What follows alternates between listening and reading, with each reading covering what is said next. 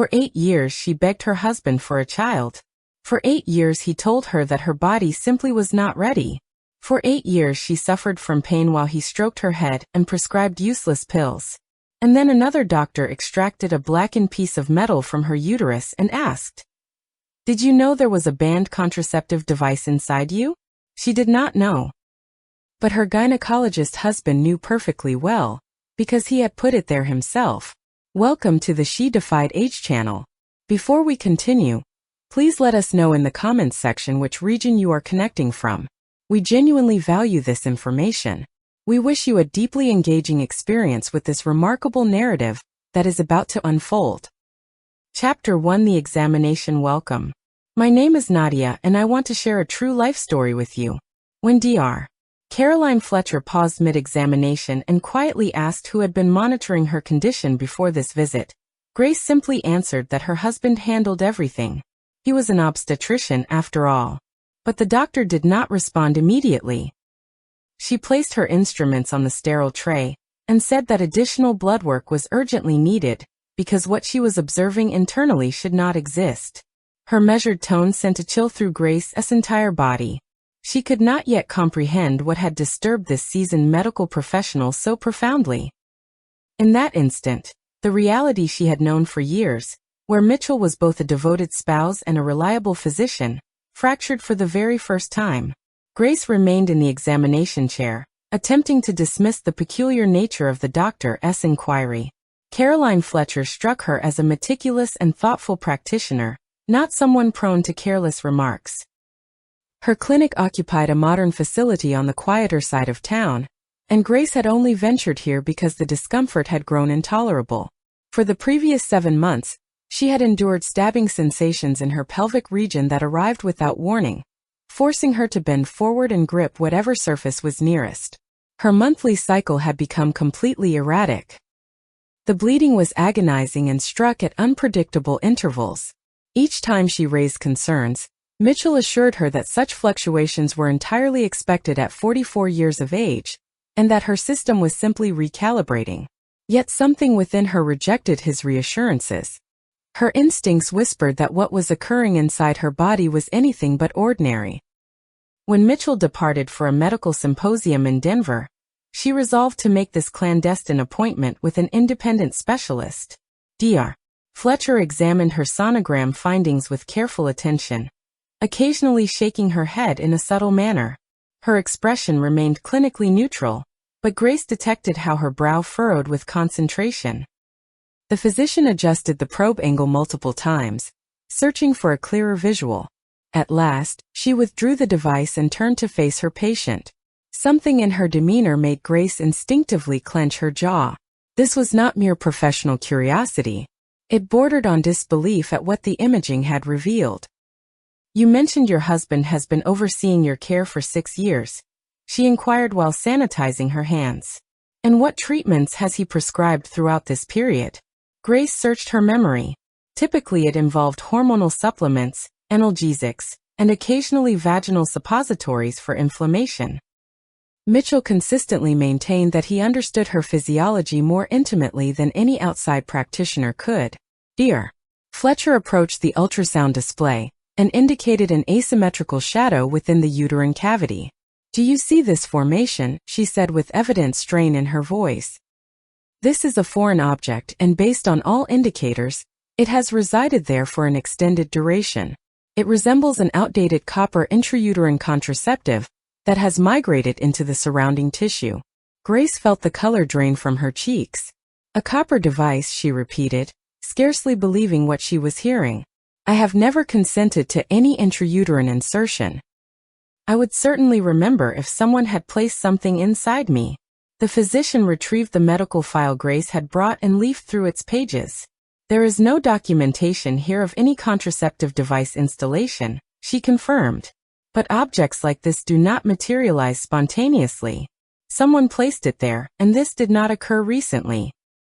Grace struggled to concentrate, searching for any memory that might explain these findings, but nothing surfaced.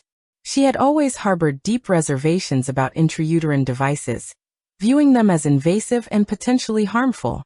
Mitchell was fully aware of her apprehensions, and had never once proposed that contraceptive approach. "I must conduct further diagnostic tests, Dr. Fletcher announced while rising from her seat. "Inflammatory markers, oncological indicators, the complete panel. What this sonogram reveals is deeply troubling. The tissues surrounding this foreign object have undergone significant alteration. There are unmistakable signs of persistent inflammation." She exited the room, leaving Grace alone with her racing thoughts. Grace attempted to steady herself, grasping for any logical explanation. Perhaps the doctor had misinterpreted the images. Perhaps it was something else entirely, not a contraceptive device. Several minutes elapsed before a medical assistant entered carrying a tray for blood collection. The young woman worked without speaking, but Grace noticed her exchange a meaningful glance with the physician upon her return. An unspoken communication passed between them, laden with professional alarm. "Doctor, the inflammation values are extremely elevated," the assistant murmured while presenting the rapid screening results. Grace overheard these words and felt her entire being contract with dread. Something was gravely amiss within her body, something she had never suspected. Dr. Fletcher seated herself across from her patient and interlaced her fingers on the desk surface. "Mrs. Whitmore," she began with gravity, "I must be completely candid with you. What resides in your uterus constitutes a genuine danger to your well-being. This is not merely a foreign object. It is an active source of chronic inflammatory response that may have triggered severe cellular modifications." She extracted a referral document and began completing it. "You require urgent admission to Metropolitan General Hospital for the surgical extraction of this object. The procedure cannot be postponed. Each day of delay compounds the dangers." Grace stared at her, struggling to process what was unfolding. Just hours earlier, she had been an ordinary woman managing persistent discomfort, and now she was being informed about emergency surgery and grave medical risks. How had this happened? How could she have remained oblivious to what was transpiring within her own body? "And there is another matter," the doctor added while extending the referral. "Given the circumstances suggesting this foreign object may have been introduced into your system without your awareness, I strongly advise you to contact law enforcement authorities. What has occurred to you may constitute a criminal offense." Those words landed like a physical blow. Grace accepted the referral with unsteady hands, still unable to fully absorb the enormity of what confronted her. A criminal act. Who could have perpetrated such a violation against her? Who possessed access to her body during moments of vulnerability? A single notion, horrifying and seemingly impossible, was already taking shape in the recesses of her consciousness. A notion she desperately wished to reject, but which accounted for everything. The notion that the individual she trusted above all others might have violated that trust in the most abhorrent manner conceivable. Departing the medical facility, Grace sensed the world she had inhabited for the past 16 years disintegrating around her. A world where Mitchell was a caring husband and an attentive physician, where their union appeared stable and secure. Now that world was splintering, and she dreaded discovering what would emerge once it completely collapsed. Chapter 2. The surgery. The operating theater at Metropolitan General Hospital was bathed in intense illumination. When the surgeon Dr. Raymond Prescott commenced extracting the foreign object from Grace's uterus, what he encountered caused him to momentarily freeze with his instruments suspended. The intrauterine device, darkened by oxidation and biological accumulation, had become so firmly anchored in the tissue that its removal demanded extraordinary precision. The metallic components of the device were essentially embedded within the uterine walls, leaving evidence of tissue death and inflammatory damage. "Merciful heavens," he uttered quietly while carefully examining the extracted object. "This is a Blackened shield. They were withdrawn from the market over 3 decades ago, due to their elevated cancer risk and severe infection potential." The surgical nurse offered him a sterile specimen container, and the surgeon deposited the device inside. Even beneath the layer of biological residue, the characteristic configuration of the device remained identifiable. A device once celebrated as a revolutionary advancement in birth control technology. Dr. Prescott continued the procedure, meticulously debriding the compromised tissues and achieving hemostasis. The inflammatory process had affected a substantial area, and in certain locations, the tissue presented suspicious characteristics. He obtained multiple specimens for pathological examination, recognizing that the findings might prove exceedingly unfavorable. Nearly 7 years of a hazardous device residing in her body could not have passed without consequences. Upon completing the surgery, the surgeon personally accompanied the patient to the recovery unit. Grace gradually emerged from the anesthetic haze. Her awareness slowly sharpened. The initial sight when she opened her eyes was the concerned countenance of Dr. Prescott positioned beside her bed. "The procedure was successful," he said gently, though his inflection carried an undertone of concern. "We extracted the foreign object, but what we discovered raises profound medical concerns." He displayed a transparent container holding the corroded device. "This apparatus bears a manufacturer identification number, DK2291. We will absolutely trace it through medical registries to determine its origin."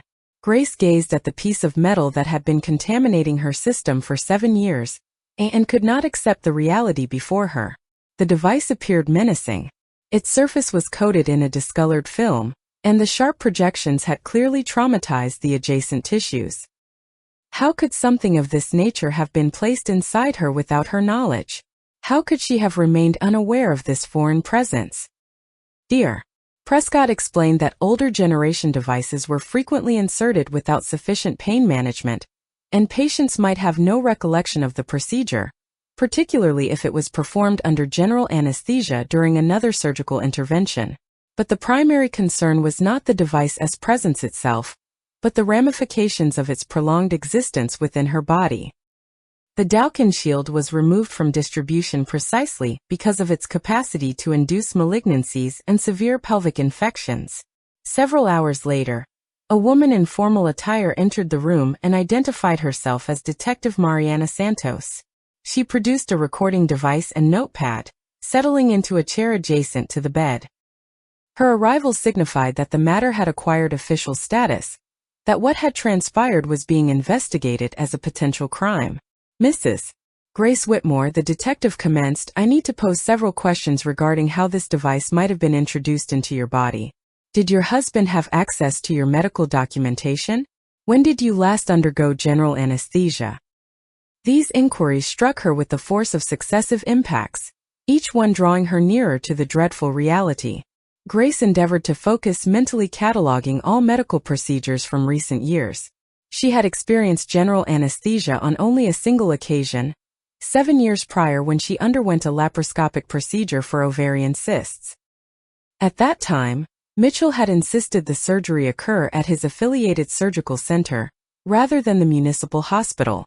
"Why involve outside physicians? I will personally monitor everything. I will be present throughout the entire process." The detective meticulously documented every statement, occasionally seeking clarification on specific details. Who else was present in the surgical suite? What was the duration of the operation? Describe the recovery period. Grace responded mechanically, but with each question, a terrible certainty crystallized within her. Mitchell had indeed controlled every aspect. He had supervised from beginning to end. Detective Santos explained that inserting an intrauterine device without patient consent constitutes a grave offense against the person, particularly given that the device employed was established as dangerous to health. The maximum penalty for such conduct could extend to 12 years in a federal correctional facility. The following day, the hospital room telephone rang. It was the medical records department. The voice on the line sounded formal and detached, but the information delivered struck like an electrical current. The device-bearing identification number DK2291 was logged as having been disposed of on November 8, 7 years earlier, at the very Women's Health facility operated by Mitchell Whitmore. Detective Santos, who was present during the communication, immediately contacted her colleagues to secure the disposal documentation. Grace lay in her bed, sensing the final hope that this was all a terrible misunderstanding crumble to nothing. The evidence assembled into a horrifying portrait of betrayal by the man she had entrusted with her existence. Dr. Prescott returned with the results of the expedited pathological analysis, his expression somber. Tissue specimens collected during the procedure revealed the presence of abnormal cells consistent with a precancerous state. Grade 3 cervical intraepithelial neoplasia necessitated immediate supplementary treatment and ongoing oncological surveillance. This is a direct consequence of the extended exposure to the hazardous device, the surgeon explained. If this device had remained within your body for another year or two, we would be confronting advanced malignancy. You were remarkably fortunate to have consulted Dr. Fletcher when you did. His words sounded like a verdict, not only for her physical condition, but for her marriage. Grace requested her phone to contact Mitchell and inform him of what had occurred. But when she dialed his number, an unfamiliar female voice answered. "Hello, who is calling?" A woman's voice inquired with slight irritation. "Mitchell is occupied at the moment.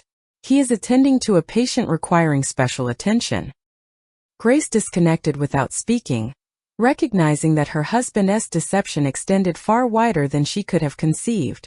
Detective Santos received copies of documentation from Mitchell's facility via secure transmission.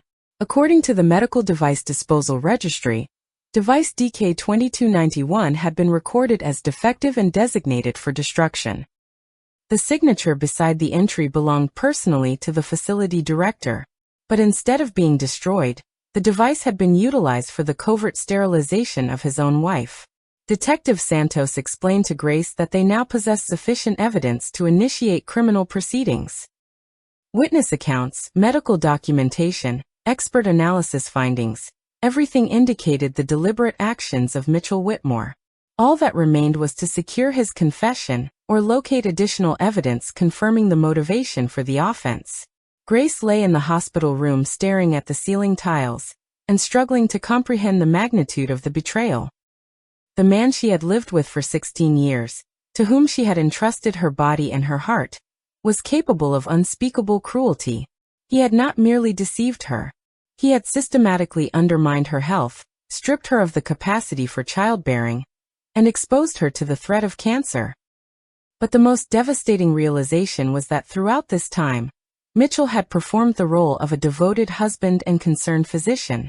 He consoled her when she voiced complaints about her pain, prescribed treatments that could never address the actual problem, knowing precisely the genuine source of her suffering. Every comforting word, every explanation about hormonal fluctuations, was a calculated falsehood. Now she had to battle not only for her health, but also summon the strength to confront the man who had occupied the center of her existence for so long. Ahead lay legal proceedings, investigations, the necessity of proving what seemed incredible even to herself. But most crucially, she had to discover the answer to the question that tormented her most profoundly. Why had Mitchell done this? What drove him to commit such an offense against his loving wife? Chapter 3: The discovery. Discharged from the hospital on the fourth day following surgery, Grace proceeded directly to the women's health facility where Mitchell practiced. Detective Santos had secured special authorization for her to examine her husband's office as a component of the investigation. The receptionist hesitantly permitted her entry, repeatedly checking her phone, as though deliberating whether to alert the director about his wife's arrival. Everything in Mitchell's office was familiar to the smallest detail. The substantial mahogany desk, the high-backed leather chair, the framed certifications adorning the walls, the photograph from their anniversary trip to Tuscany. But now this recognizable setting appeared as a facade concealing a horrific secret. Grace approached the locked cabinet whose combination she knew from memory. It was her birthday. Inside the cabinet were documents Mitchell deemed particularly significant. Among them, she discovered a substantial folder containing medical device inventories spanning the past decade. Her hands trembled as she examined the pages, searching for the entry from November 8, 7 years prior. And there it was, the notation regarding the disposal of device DK2291, adjacent to which was Mitchell's distinctive signature. The office door quietly opened, and a young woman in medical attire appeared at the threshold. Grace recognized her immediately. It was Sophia Chun, one of the clinic's physician assistants, perpetually cheerful and competent. But now Sophia's face displayed confusion and apprehension at the sight of the director's wife handling the documents. "Mrs. Whitmore," Sophia said uncertainly, "what brings you here?" "Dear, Whitmore mentioned you were hospitalized following a procedure." The assistant was clutching something she attempted to conceal behind her back, but Grace managed to glimpse the distinctive packaging of a home pregnancy test. "I was discharged already," Grace replied, carefully studying the young woman's expression. Sophia appeared distressed. Her complexion had flushed and her gaze shifted nervously. "What is that in your hand?" Grace inquired, though she suspected the answer already. The assistant became even more flustered, pressing the test against her chest. "It is a personal matter," Sophia stammered, but her voice carried no conviction. Grace observed a gold band with a modest diamond glinting on the ring finger of her left hand.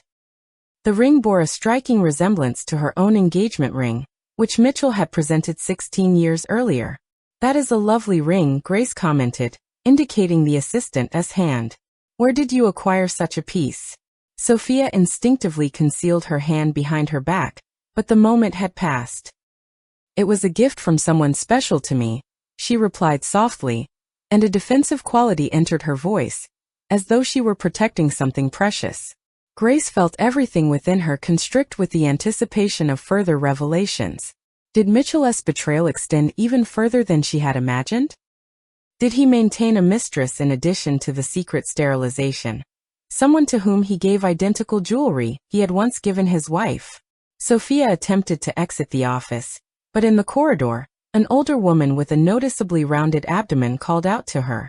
Grace recognized her as Patricia Delgado, a longtime patient of the clinic who had been receiving care there for years.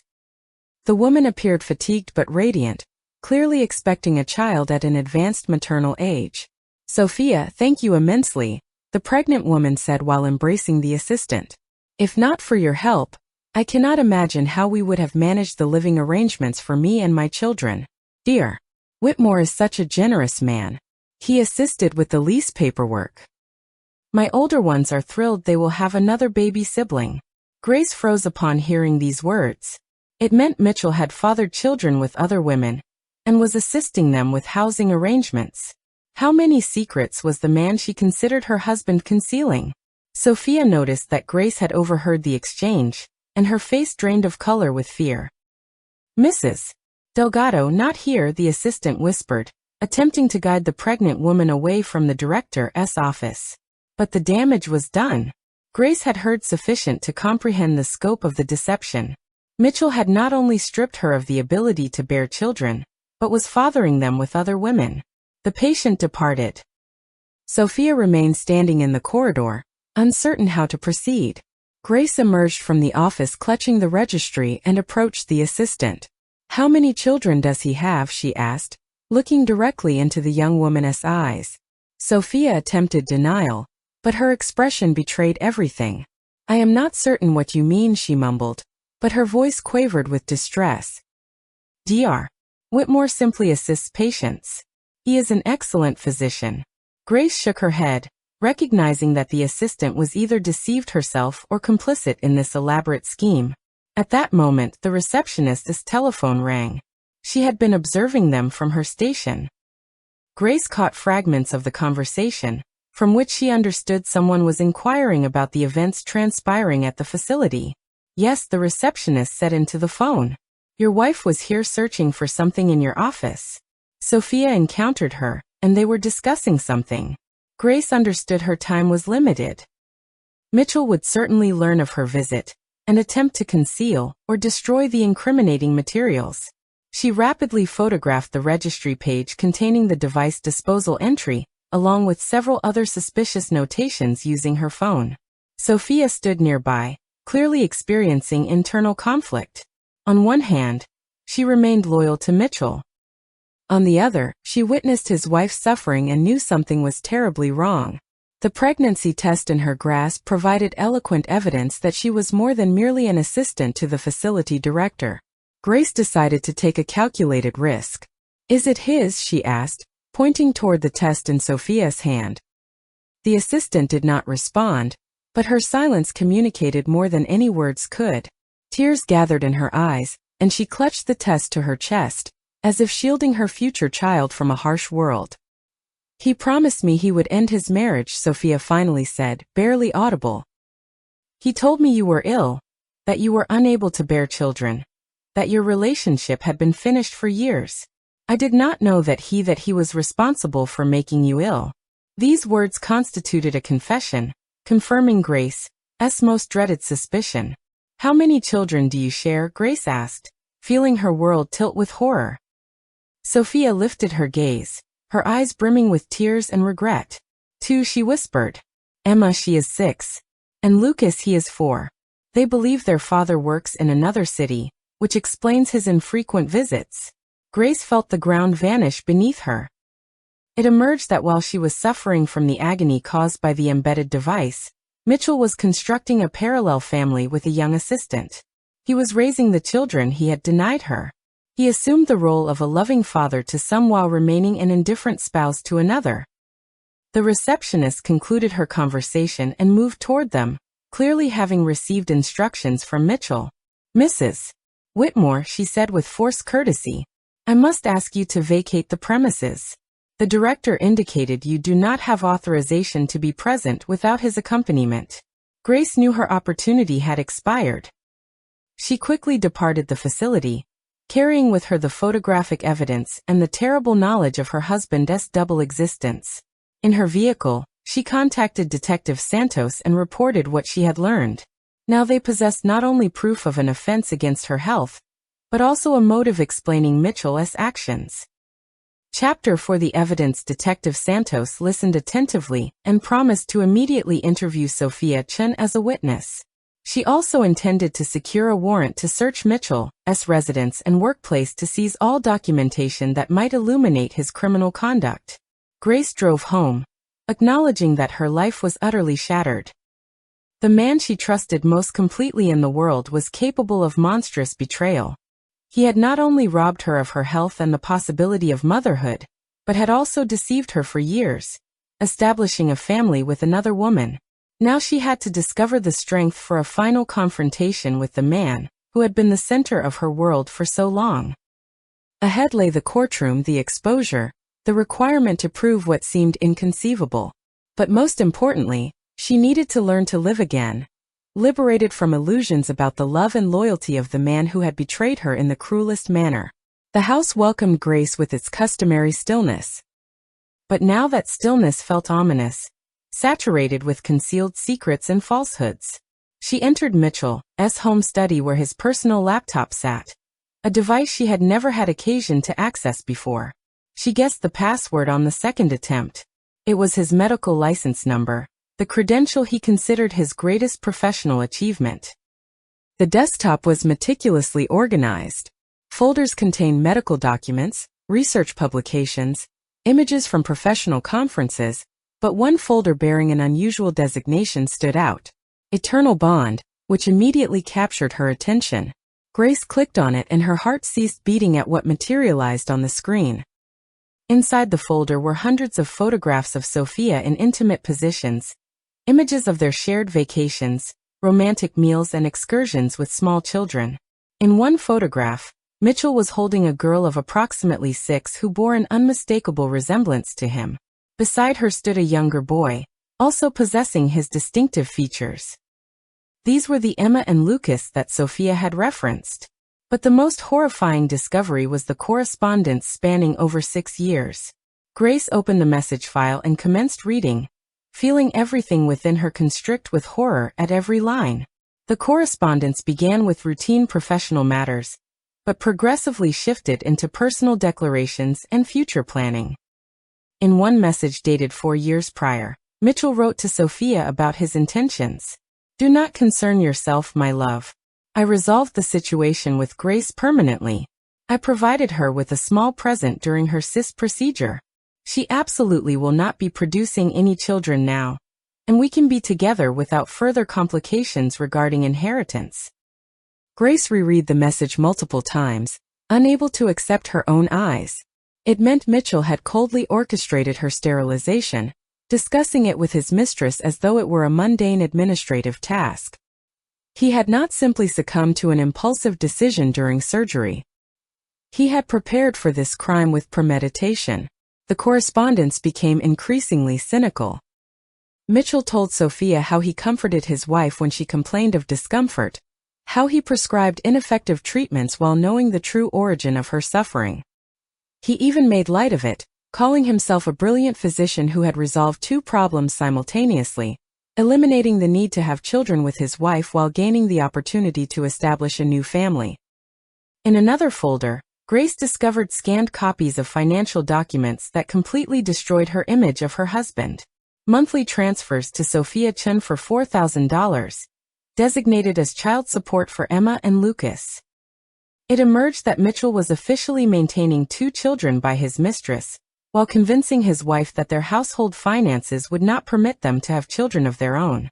There were also documents for the purchase of a condominium in Sophia's name, insurance policies for the children, and educational planning documents.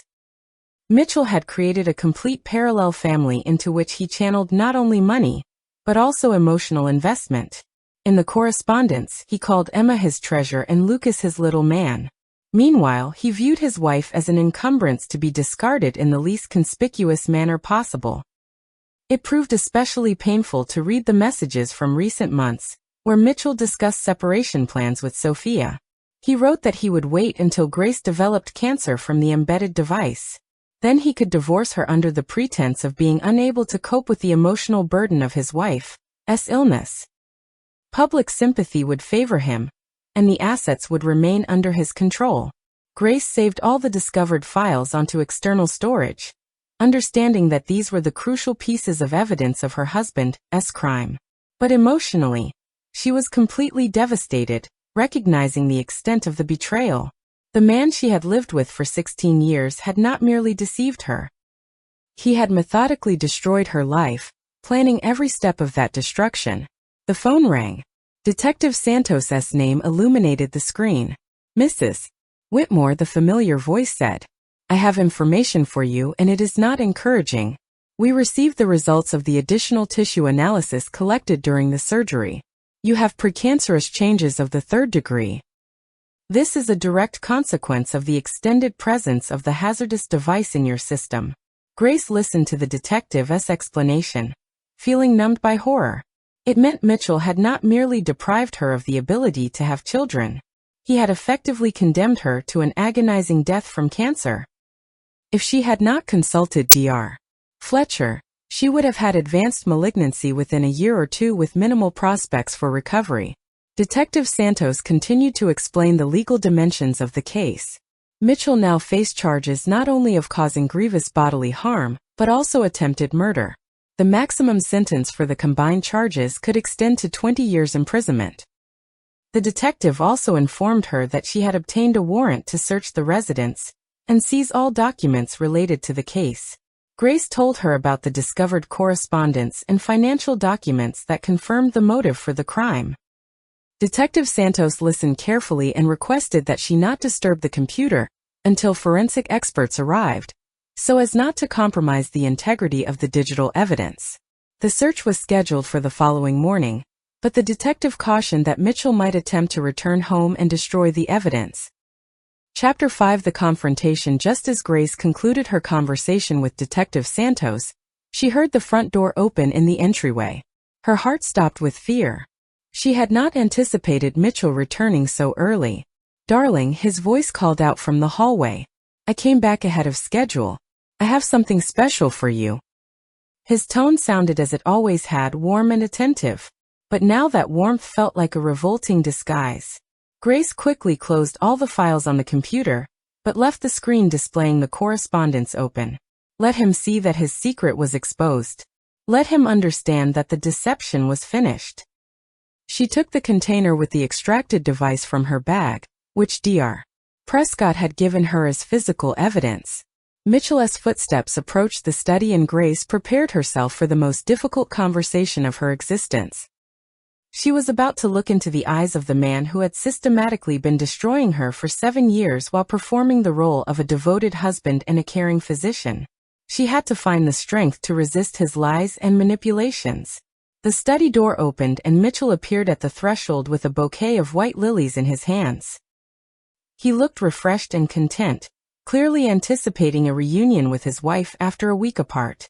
But his expression instantly transformed when he saw Grace at his computer with the correspondence visible on the screen.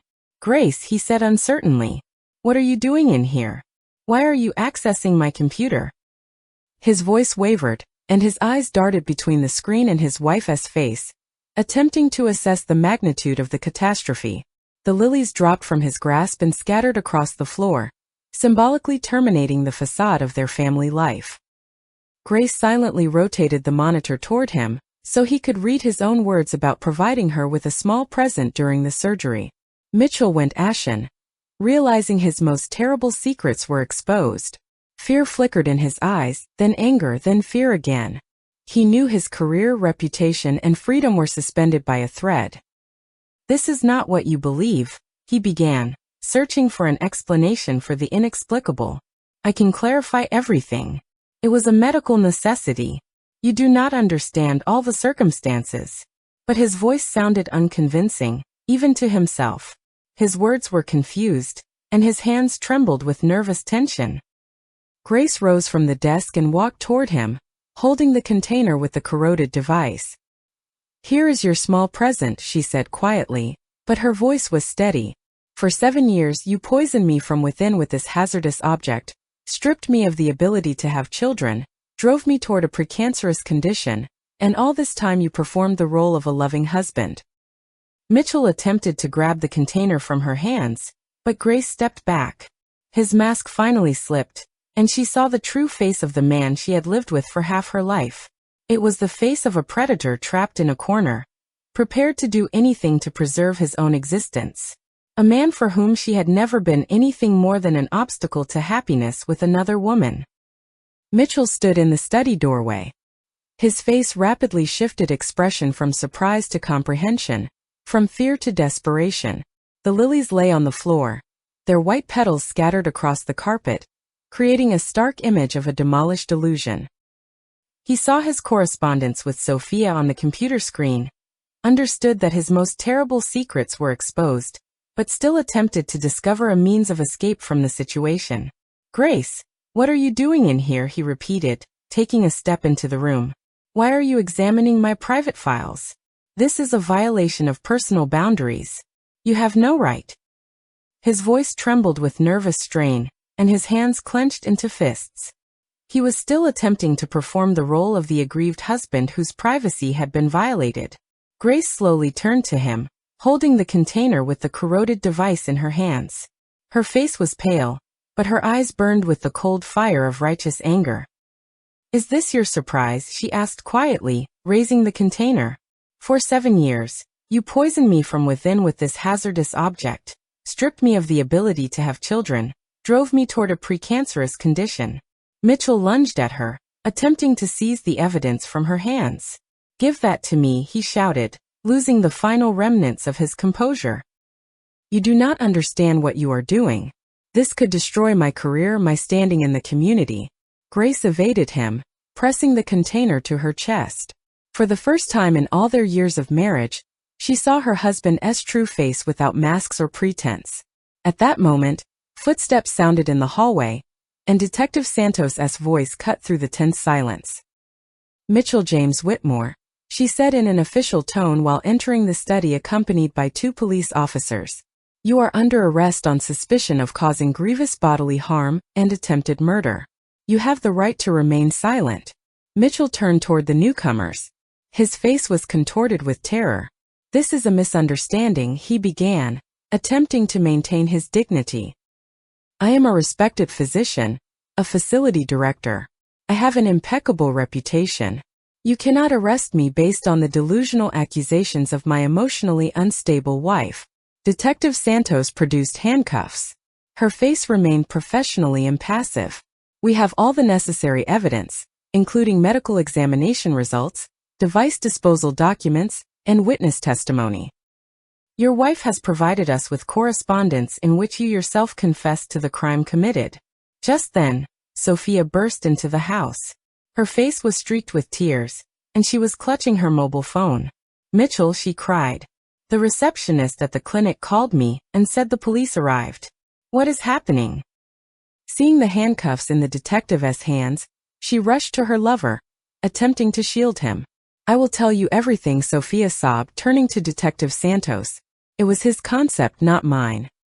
He told me his wife was infertile from birth, that they had not lived as husband and wife for ages. I did not know that he was the one who made her ill. Her confession poured forth, destroying Mitchell, as final hopes of salvation. Mitchell pushed Sophia away and turned to Grace. A last attempt to justify his actions flickered in his eyes. I did this for our benefit, he said desperately. You yourself said you were not ready for children, that you wanted to establish your career first. I simply helped you avoid an unwanted pregnancy. Grace looked at him with revulsion, unable to believe this man was still attempting to shift responsibility onto her. I wanted to postpone for a year, not become permanently infertile, she replied coldly. You stripped me of the right to choose, condemned me to suffering and illness, and all for her, for your children with your mistress. Detective Santos placed the handcuffs on Mitchell, disregarding his protests and attempts to resist. Sophia Chan, she addressed the weeping woman. You need to accompany us to provide your statement. You are a key witness in this case. The assistant nodded, understanding that her life too had fundamentally changed. Mitchell was led toward the exit, but he kept turning back toward Grace, searching for a glimmer of their former love in her eyes. Grace, he pleaded. We can repair everything. I will find the best specialists. We will treat you. Do not destroy our family over one mistake. His words sounded pathetic and unconvincing even to himself. Grace watched silently as the man she had lived with for 16 years was escorted away. She felt no emotion other than emptiness and relief. That man had died to her the moment she read his correspondence with his mistress. What was being led away now was only a shell inside which lurked a stranger and an adversary. Sophia lingered in the doorway. Her gaze wavered between Grace and the departing Mitchell. I genuinely did not know, she whispered. He said you were ill from birth. The doctors had forbidden you from becoming pregnant. I thought I was helping him find happiness with a woman who could bear him children. Grace looked at her with pity, realizing that Sophia too was a victim of Mitchell's manipulation. How old are you? She asked quietly. 27, the assistant replied. Grace shook her head, realizing Mitchell had seduced a very young woman when she was barely 21. He used you as well, Grace said.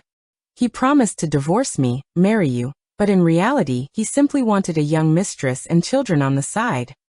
If not for this entire situation, he never would have left me because I provided him with stability and respectability. Sophia cried even harder, realizing the truth of Grace's words. What will happen to my children now, she sobbed. How will I explain to them that their father is a criminal? How will I support them without his assistance? Grace felt sympathy for her despite everything that had occurred. Detective Santos returned for Sophia, patiently waiting for her to finish speaking with Grace. We really need to leave, the detective said gently. The sooner we process all the statements, the sooner you can return to your children. Sophia nodded and headed toward the exit but turned back at the door. Forgive me, she told Grace. I know my apologies will not change anything, but I genuinely did not intend to cause you harm. Grace nodded silently, unable to find words to reply. Forgiveness would come later, when the pain of betrayal subsided, when she could contemplate this story without shuddering. The house emptied and Grace was left alone among the scattered lilies and the fragments of her former existence. She collected a few petals, remembering how she once was delighted by such surprises from her husband. Now those flowers felt like a mockery, Mitchell's last attempt to preserve the illusion of a normal relationship. She walked into the bedroom and began gathering his belongings, realizing she no longer wished to see anything in the house that reminded her of him. Every photograph, every book, every item of clothing was saturated with lies and deception. She had to start life anew, cleansing her space of the ghosts of the past. The phone rang. Dr. Fletcher's name appeared on the screen. Mrs. Whitmore, she said warmly. I heard what happened. How are you feeling? Do you need any medical assistance? Her concern was genuine, with no hidden motives. "Thank you," Grace replied, feeling warmth spread inside her in response to the human compassion. "Physically, I am managing. Emotionally, I suppose that will come with time." Dear. Fletcher offered her psychological support and regular examinations to monitor her health following the device removal. Ending the call, Grace went out onto the terrace and looked at the city spread out below. Somewhere in a detention facility sat the man who had been slowly destroying her for 7 years. Tomorrow, the legal proceedings would commence, with interrogations, expert analyses, and public discussion of the most intimate details of her existence. But she was ready to endure it to achieve justice, and to caution other women against a similar fate. Chapter 6. The trial. The county courthouse was filled with reporters, Mitchell's colleagues from the medical community, and merely curious individuals drawn by the high-profile case of a physician who had mutilated his own wife. Grace sat in the front row, attempting to disregard the whispers and curious stares. In the months since the investigation, she had learned to filter out public attention, concentrating on the primary objective, achieving justice. Mitchell and the defendant's doc appeared worn and aged. His once polished appearance had been replaced by an unhealthy pallor and nervous habits. His attorney whispered something in his ear, but Mitchell stared into emptiness, as if he still could not believe what was happening. His reputation was destroyed. His career was finished. And ahead loomed the prospect of many years behind bars. Judge Victoria Hammond, a middle-aged woman with a stern demeanor, opened the session and gave the floor to the state prosecutor. The prosecutor methodically presented the circumstances of the case. Each fact sounded like a hammer blow to the defendant's reputation. The secret insertion of a carcinogenic device, years of deception, the parallel family, the cynical correspondence with his mistress. The first witness called was Sophia Chan, who entered the chamber pale and trembling. Her pregnancy was clearly visible. Her rounded abdomen added gravity to her testimony. She sat in the witness chair, not daring to look at Mitchell, who stared at her with imploring eyes. "Please describe for the court your relationship with the defendant," the prosecutor requested. Sophia spoke softly, but her words were distinctly audible in the ensuing silence. "He told me his wife was infertile from birth, that doctors had forbidden her from becoming pregnant, due to genetic conditions. I believed him. I thought I was helping a good man find happiness." She recounted how Mitchell promised her a divorce from his wife and an official marriage, how he planned their future together with their children. He said he deliberately made his wife ill so she would not claim the assets in the divorce, Sophia confessed, and a murmur of outrage passed through the chamber. He said it would be better for everyone, that she would not have to suffer through a divorce. Mitchell's attorney attempted to undermine Sophia's testimony, implying her personal stake in the case outcome. But the young woman steadfastly answered all questions, providing specific dates and quoting messages from the correspondence. Her sincerity was evident even to the most skeptical jurors. The next witness was Dr. Fletcher, who described her suspicions from Grace's initial examination. The experienced physician could not help but observe that the patient's symptoms did not correspond to the diagnosis her husband had provided. The inflammatory process was too localized and the pain too specific for ordinary hormonal fluctuations. Surgeon Dr. Prescott displayed the extracted device to the court, explaining why devices like the blackened shield had been prohibited from use. The carcinogenic properties of the materials had been established by numerous research studies. This was why all such products were subject to mandatory destruction. Inserting such a device was tantamount to slowly poisoning the patient. A digital forensics expert presented the results of the analysis of Mitchell's computer, confirming the authenticity of the correspondence with Sophia. The electronic trail left no doubt that the messages were genuine. Especially damning were Mitchell's own admissions about how he resolved the situation with his wife during the cyst procedure. The medical expert announced the conclusion regarding the victim's health. The defendant's actions resulted in Grace Whitmore's irreversible infertility and the development of a precancerous condition, which without timely intervention would have progressed to advanced malignancy. 7 years of a carcinogenic device residing in her body caused irreparable damage to her reproductive system. When Grace herself was given the floor, She rose and slowly approached the podium. The courtroom fell silent. Everyone awaited her testimony. She was quiet for a long moment, collecting her thoughts, and then began to speak in a calm, measured voice. I entrusted this man with my health, my life, my love. For 16 years I considered him the closest person on earth. Her voice did not waver, but every word was saturated with pain and disappointment. He exploited my love and trust. He weaponized his professional knowledge against me. For 7 years, I suffered in agony without knowing the cause. And he consoled me while knowing that he himself was the source of my suffering. Grace told the court how she had planned motherhood, how she dreamed of children, how she blamed herself for her infertility. Now I know I will never be a mother, she said, and for the first time her voice cracked. He deprived me of that right. He made the decision for me, disposed of my body as if it were his personal property. She spoke about the years of deception, her husband's double existence, and the children he was raising with another woman while his wife endured the consequences of his crime. The most terrible thing is not the physical pain but the realization that the person you trust the most is capable of such cruelty. When Grace finished her statement, there was complete silence in the courtroom. Many women in the audience were weeping, imagining themselves in her position.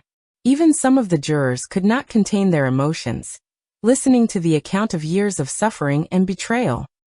Mitchell's attorney attempted to present his client's actions as a medical error, the result of stress and professional exhaustion, but his argument sounded unconvincing against the backdrop of clear evidence of deliberate intent. The correspondence with his mistress left no doubt that his wife's sterilization had been carefully planned. Mitchell himself declined to testify, limiting himself to a formal acknowledgement of the factual circumstances of the case. He sat with his head bowed, not daring to meet his former wife's eyes. His silence was more eloquent than any excuse. The judge retired for deliberation, which lasted several hours. When the session resumed, Judge Hammond read the verdict in a strict official tone. Mitchell James Whitmore is found guilty of causing grievous bodily harm, committed with particular cruelty, and is sentenced to 9 years of incarceration in a maximum security correctional facility. Additionally, the court permanently revokes Mr. Whitmore's medical license and orders him to pay Grace Whitmore $600,000 in compensation for emotional damages. He must also reimburse all costs for the victim's treatment and rehabilitation. Mitchell was led away in handcuffs. He never looked up at Grace. His attorney announced his intention to file an appeal, but everyone understood that with such evidence, the chances of leniency were practically non-existent. The medical community had already distanced themselves from their former colleague. His name had become synonymous with professional betrayal. Chapter 7: The New Beginning. 18 months later, Grace stood before a mirror in a cream-colored wedding dress that accentuated her slender but stronger figure. Regular examinations showed that the precancerous changes had been arrested. Her body was gradually recovering following the removal of the source of contamination. Beside her stood Dr. Marcus Bennett, a colleague of Dr. Fletcher, who over the past year had become not merely a consulting physician but a close companion. Your laboratory results are completely normal, he said while adjusting her veil. The cancer risk has diminished, and the inflammatory processes have ceased. Your body demonstrates a remarkable capacity for healing. Grace smiled, feeling the warmth of hope and new love spread within her. A small girl of approximately 6 appeared in the doorway in a white dress holding a basket of flower petals. "Mommy, you look so beautiful," said Isabella, whom Grace had adopted 8 months earlier. The girl had lost her parents in a house fire and had lived in a children's home for an extended period, until fate brought her to a woman who also knew loss and pain. Grace crouched down and embraced her daughter, feeling her heart fill with love for this small person. Motherhood had come to her not as she had dreamed, but it was no less genuine and profound. Isabella had called her mommy from the first week, as if they had always been a family.